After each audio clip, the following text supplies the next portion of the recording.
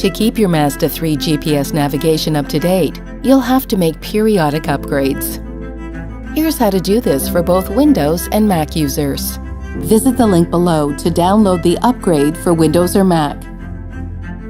Let's start with Windows. First, download the Mazda Toolbox and open the Mazda Toolbox setup file to install. You'll be prompted to save the map data to your SD card. Once the Mazda Toolbox is installed, follow the prompts and insert the SD card into your computer's SD card reader. Select Register from the menu and create a user profile. Once you've signed in, you'll automatically be notified of new maps and prompted to update. We recommend choosing to perform the backup option prior to updating your SD card. Now to upgrade for Mac users.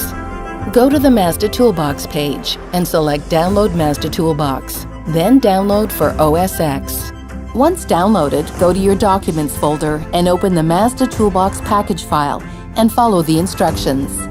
Once you've installed the Mazda Toolbox, insert your SD card into your computer and open the Mazda Toolbox program. You'll be prompted to download the latest content. Select this to begin the update. Once completed, select Exit Toolbox and remove your SD card. For further assistance, please see your Mazda dealer.